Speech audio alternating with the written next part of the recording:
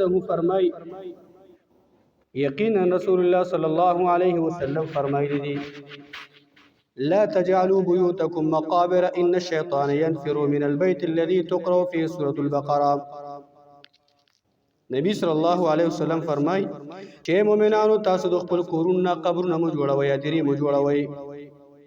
اجره کې عبادت ني اجره کې عمل ني اجره کې منځونه ني تاسو خپل کورونو ادري مو جوړوي چې کورونو کې منځم نه کوي تلاوت هم نه کوي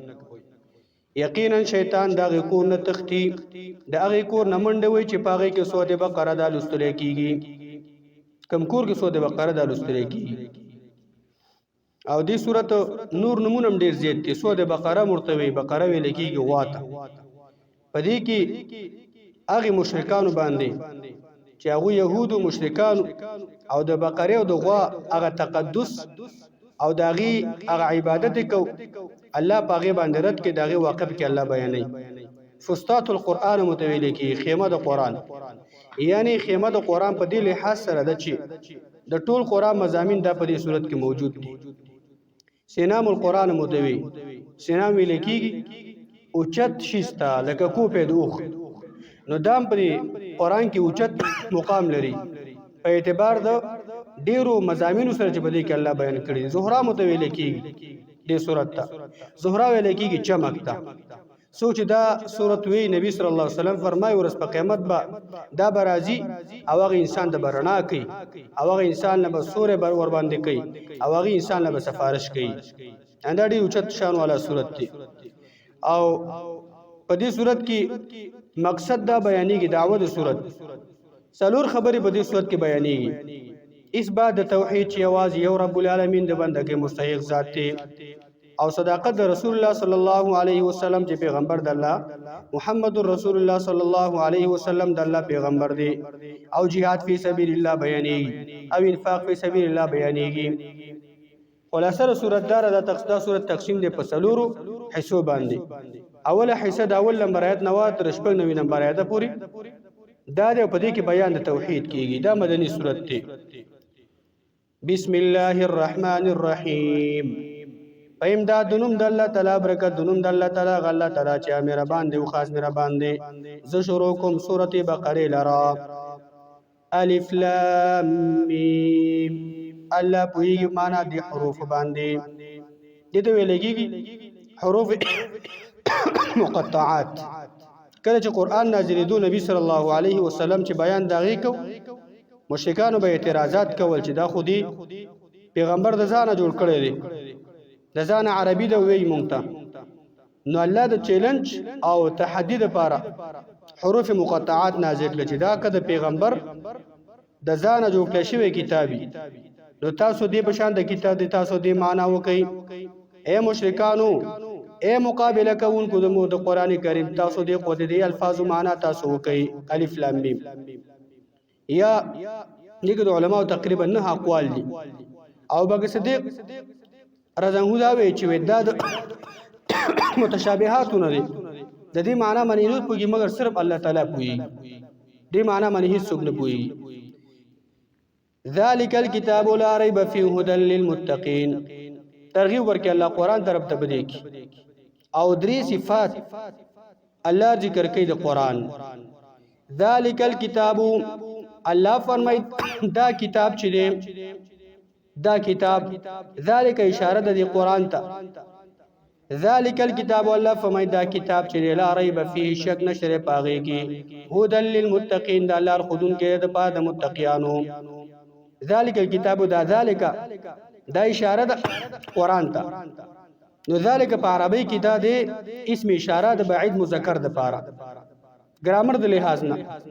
نو په کار خدا و چې هاذا الكتاب ویلو دا کتاب چې دی نو دا ذالک الله تعالی ذکر کو د بعید پر الله تعالی ذکر کو ذالک اشاره ده لوح محفوظ تام دغه لوح محفوظ کې چې کوم کتاب دی چا قران دی ذالک الكتاب دغه کتاب چې دی دا قران دی لارې بفي هیڅ شک نشه داغي په حقانیت کې لارې بفي دا دویم صفت د قران دی دا قران چې یو جامع کتاب دی یو جامع مضمون دی یو جامع قانون دی لا ریب فیه شک نشته پاغي کې یعنی شک د هغې په اتقان کې نشته او د هغې په مضبوطوالي کې نشته هیڅوک د قرآن کریم دا مقابله دا نشي کولی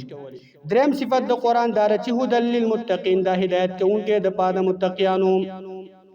قرآن ته څوک متقی انسان د قرآن سره تعلق دا د متقی انسان تعلق وي تقوا دې ته ویل کېږي امتثال امر الله سبحانه وتعالى وترك نواهی تقوا اصلا تعریف دار چې د الله حکمونه منل مکمل الله چې سره منع کړی وي دا غي نزان ساتل متقی هغه چاته ویل کېږي چې د الله په حکمونو باندې ژوندۍ تیری او د الله تعالی د منهیاتو نزان ساتي قرآن ته مخکې مونږ ویل آدابو کې مونږ ویل قرآن ته هغه سره الله کې چې ګناهونه نه صفای امام شافعي ویلو کنه استاد سی ولا وکیه ته چې زما حافظه کار نه کوي شكوت إلى وكيل سوء حفظي فأرشدني إلى ترك المعاصي فإن العلم نور من إله ونور الله لا يعطى لعاصي هغه وته لګنه هغه ما خپل استاد شکایت وکړ چې زما ذهن کار نه کوي او را مې ذهن کې نه کینی څو کمزو هغه وته ل چې ګناهونه پرې ده ځکه چې دا د قرآن دا علم دا د الله یو رڼا ده او الله ګناګاو ته رڼا نه ورکي متقی انسان د تعلق د قرآن سره الذين يؤمنون بالغيب ويقيمون الصلاة الله وس نور تفصیل ذکر کوي قرآن ډیر عجیب کتاب دی وس الله تعالی د اول ډلې صفات ذکر کوي چې هغه متقیان دي مؤمنان دي او 5 صفات د هغه الله تعالی ذکر کوي او د هغه د لپاره حکم الله بیانوي نو دې صفاتونو ته ترغیب الله تعالی ورکړي چې دا بزان کې مؤمنان راولي الذين يؤمنون بالغيب درې صفات الله ذکر کوي په آیات کې الذين الله تعالی فرمایي متقیان هغه کسان دي قرآن ولا هغه کسان دي یؤمنون بالغیب چې دې ایمان لري په غیب باندې په پټو باندې غیبونه مراد واحده قرآن دی الله دې چا نه لیدل موږ نه لیدل امام په مؤمن مسلمان لري یا هر هغه څه مراد دي چې هغه د بندګانو نه پټوي جنت پټ دی موږ په ایمان لرو ور پټ دی موږ په ایمان لرو یا تقدیر الله تعالی مراد دی یا ایمان د محمد رسول الله صلی الله علیه وسلم باندې مراد دی چې پیغمبر نه دی لیدل دې ته ویل کېږي مؤمن دویم صفت دا چې ويقيمون الصلاه او دوی قائمون پابندی د مانځ کوي پابندی د مانځ کوي د 5 وخت منځونو داغه د وختونو پابندی کوي داغه د ارکانو پابندی کوي داغه د شرایطو پابندی کوي داغه د واجباتو پابندی کوي دې ته ویل کېږي متقی ومما رزقناهم او دا هغه سره چې موږ دوی ته ورکړي دي ينفقون دوی هغه لګي کم مال چې ورکړل هغه لګي کم علم چې ورکړل هغه خلکو ته داغه خود نه کوي يقيمون الصلاه اقامت د مانځو دا ډیره یو غټه موضوع ده د مونږ اهتمام ډیر زیات پکار دی مختصر دا چې د مونږ ډیر زیات فضایل ذکر شوی دي اوله خبره خدا نبی صلی الله علیه وسلم فرمای من ترک صلاه متعمدا فقد كفر چا چې یو مونږ قصدا پرې خود وخت د مانځ دی نیکم تیار او تنه الله مونږ درنه کوم اعوذ بالله دا سره یقینا کافر دی دا د الله د پیغمبر فتوا ده د کافر به دي سي دی ګوره دا به د مسلمان په ادیره کې نه خخي مؤمن خزه سره په نکاح کې ناس سره خزم به طلاق ده اتوماتیک خزم به طلاق ده او دی باندې به جنازم نه کیږي ورته شړې مانځه به معذرېږي دا د الله د پیغمبر فتوا ده سخت خبره ده نبی اسلام فرمایي الصلاه مساله مونږ ډیره غټه مسله ده مونږ ډیره غټه مسله ده نبی اسلام بل حدیث کې فرمایي د مؤمن او مسلمان د مؤمن مسلمان او د مشرک په منځ کې هغه د غشان ته مونږ دا فرق دی مؤمن چې پیژنې هغه به مونږ بکې کافر چې پیژنې هغه به مونږ نه کوي نو زیر فضائل دا دي مانځو مونږ چې څوک کوي نبی صلی الله علیه وسلم فرمایي الله تعالی قرآن کې فرمایي ان الصلاه تنها عن الفحشاء والمنکر یقینا مونږ چې سړی د بے حیاي نه منع کوي او د ناروا نه منع کوي مونږ چې څوک کوي دا به بے حیا انسان نه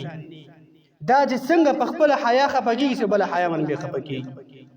مونږ چې څوک هغه د ناروا او نزان هغه ساتي نو مونږ پابندي چې څوک کتابه رب العالمین د خپل په توفیق باندې الله تعالی به تعالی ګناهونه ساتي دویمه فائدہ مونږ دا دویمه فضیلت مونږ لا اله الا الله محمد رسول الله نرستا عظیم عبادت او بندگی د رب العالمین ده مونږ چې دغه شان تغسل الخطايا ګناهونه د نه انځي دا مونږ لکه ستاسو کور مخه ته چې ونه هري صفا او بيږي او ته 15 ټیمه باغی کې لام به د الله پیغمبر صلی الله علیه وسلم فرمایي آیا په دغه کس به کومه ګندګي پاتش دیوانه به کومه چټلی پاتې شي. دغه شانته مونځ او دس دی، یو سړی چې 15 وخته مونځ کوي او دس کوي د ګناهونو به دغه شاته صفا کېږي. دا د څلورم دا تکفر السیئات، څومره چې ګناهونه دي او مانځه ته ته راشي اټومیټک به ستا ګناهونه هغه به تا ته الله معاف کوي. پنځم دا چې دا به د هغې کس دپاره چې څوک د مونځ پابندي کوي دنیا او آخرت کې د هغې دپاره رڼا ده. شپږم دا چې دغه شان د په دې مانځه باندې هغه درجې د مؤمن مسلمان اوچتي ګناهونه ور باندې رجیږي. اووم دا چې دغه شان ته د جنت ته د داخلېدلو د الله د پیغمبر په ملګرتوب باندې مهم سبب هغه ممون دی چې جنت تم داخليږي او د الله د پیغمبر په ملګرتوب کې راشي هغه مونږ دی. اتم دا چې دغه شان د جمعه ته څوک ځي الله تعالی ول په یو قدم باندې نیکی لیکي او په یو قدم الله تعالی غي درجه اوچته او په یو قدم الله تعالی غي ته ګناهونه معاف کوي. اتنهمه فائدہ دا ده څومره دې سړی مانځه ته سار او ماخام ځي دا یو جنت کې بل الله تعالی دې سړی مل مستوب تیارې. مونږ چې جمعه ته راځو دا د الله کور دی، الله چې دلته څوک راځي دا د الله ملمانه دي او الله تعالی ول جنت کې دغه شان ته ملمسته دي مؤمنان لکې. ومما رزقناهم ينفقون، هغه سره چې موږ دوی ته ورکړي خرچه کوي هغوی انفاق فی سبیل الله. مؤمن مسلمان به داسې نه کړي چې جوب ته تالی اچولي 1 روپۍ د الله په لاره کې نه لګي. د متقی انسان د قرآن خوان انسان د قرآن باندې مؤمن هغه به منظم کوي، ایمان بالغیب بم لري او هغه به صدقه هم کوي. نبی صلی الله علیه وسلم فرمای اره ورځ چې سار شي کنه نو 2 ملائکه د ځمکې ته راکته کېږي. یو ملائکه دا دعا کوي اللهم اعطي منفقا خلفا، یا الله سوچ استا په لار کې نن خرچه کوي لا چې ګلاو کله جو به کلاو کله الله ډیر خیسته بدلی ولا ورکی. او یا الله هغه څوک چې هغه مال د الله په لار کې نه لګي بچو باندې خرچه نه کوي، خځې سرم جنگ، بچو سرم جنگ، گاونډیانو سرم جنگ او د جمعه چې کوم روپۍ هغه سرم جنگ او دغه شانته مؤمن مسلمان هغه ته پازابي یا الله دې سره له تاوان وکړي. دا دعاګانې خامخا قبلي. صدقه کې اول خیردار چې مؤمن مسلمان نفس په دې باندې پاکيږي او الله ته به بنده نږدې کیږي. دویم دا چې محبت د الله تعالی د لپاره مهمه لار ده. د الله رضا منته د مؤمن مسلمان د لپاره په دنیا او آخرت کې چې غواړي الله دنه په دنیا او آخرت کې خوشاله شي نو دغه شان صدقه کول پکار دي. دریم دا چې مؤمن مسلمان دغه شان د دلیل په دې معنی چې د انسان کې دا انسان به رغبت لري، به رغبت دا انسان په دنیا کې څه دی دا به رغبت انسان دی. څلورم دا چې د مؤمن مسلمان حفاظت په مال د حفاظت به هم کیږي او د بچو حفاظت به هم کیږي. او بل فائدہ به کې دا ده چې دغه شانته سوچ د الله په لار کې مال لګي د خلکو ورونه بغټي. دا څوک چې څونه مالدار او مال نه لګي د خلکو واسه بدیش، او چې مال لګي يساعد المسلم على اكتساب محبه الناس واحترامهم. اټومیټک به تاسو خلک محبت کوي، اټومیټک به تاسو خلک دغه شانته مینه ساتي. والذین یؤمنون بما انزل الیک وما انزل من قبلک. دو صفات الله د متقین نور ذکر کړي. والذین الله تعالی فر متقین کسان یؤمنون چې دی ایمان لري بما پاغه سمانه انزل الیک نازل کشوی ته پیغمبرام تا د کوم کتاب الله درکړي دی، تا د کوم دین شرعي الله تعالی درکړي پاغي من ایمان لري. وما انزل من قبلک او پاغه سمانه ایمان لري چې نازل کشوی ته مخ کې پیغمبرام مخکې د پیغمبر صحیفې دي، تورات د انجیل زبور دي، پاغي ایمان لري. وبالآخرة هم یوقنون او په اورز د آخرت باندې یقین لري. وبالآخرة هم یوقنون او د آخرت په اورز باندې یقین لري. دا 5 صفات د متقین الله تعالی ذکر کړل. اوس دغه معنی الله تعالی فیصله کوي. فیصله شي شو چې کله یو مؤمن مسلمان کی یو قرآن خوان کی دا صفات رالو چې هغه امام الغیب هم لري، هغه د منځ پابندیم کوي، هغه د الله په لار کې خرچم کوي، هغه په ټولو کتابونو چې پیغمبر صلی الله علیه وسلم مخکې نازل شوی په هغه ایمان لري، په دې قرآن ایمان لري او ورځ د آخرت باندې ایمان لري. الله فرمایي اولئک الله فرمایي دغه کسان دغه صفات والا علی هدى من ربهم په هدایت باندې طرف د رب دوی نام. دا دنیوي حکم شو، فیصله شو چې په دنیا کې به د دې صفات والا دا په هدایت باندې روان او چرته هم ګمرا نشي. څومره خسته رزیر الله دې خلکو ته ورکي قرآن سره چې تعلقي او دغه 5 صفات بکی الله فرمایي دې خلکو خاتمه هم په ایمانی او خسته جون باندې هدایت ورل تعالی په دنیا کې ورکي. اخرت کې او اولئک الله فرمایي دغه صفات والا هم المفلحون، هم دې کامیاب دي. الله دې موږ تاسو به راولي. دا خلک په دنیا کې هم زنده باد دي الله وي او په اخرت کې هم زنده باد دي. الله دې موږ تاسو کې خیسه صفات راولي. الف لام میم الله پویږي معنا دي حروف باندې. ذالک الکتاب والله فرمایي دا کتاب دا قرآن چې دی لا ریب فيه هیڅ شک نشته پاغي کې هدى للمتقين دا سبب د هدایت ته د پاره متقینانو الذين كسان متقيان يؤمنون بالغيب چې ایمان لري په غیب او پټو باندې ويقيمون الصلاه ويودي پابندي کوي د مانځو ومما رزقناهم ينفقون او د هغه سنا چې موږ دوی ته ورکړي دوی خرچه کوي کم مال ورکړل کم علم ورکړي والذين الله تعالی فرموا کسان یؤمنون چې ایمان لري بما انزل الیک په هغه سمانه چې نازل شکړه شوی ته پیغمبران وما انزل من قبلک او په هغه چې نازل شوی ته مخکې پیغمبران وبالآخرة هم یوقنون اولئک الله فما دغی صفات ولا علی هدى من ربهم فهدایت بانی طرف در خپلنا واولئک الله فما دغی کسان هم المفلحون دوی کامیاب دي الله دې موږ تاسو کامیاب کی الله دې خبر موږ تاسو مکمل د عمل کو توفیق راکړي وصلی الله علی نبینا محمد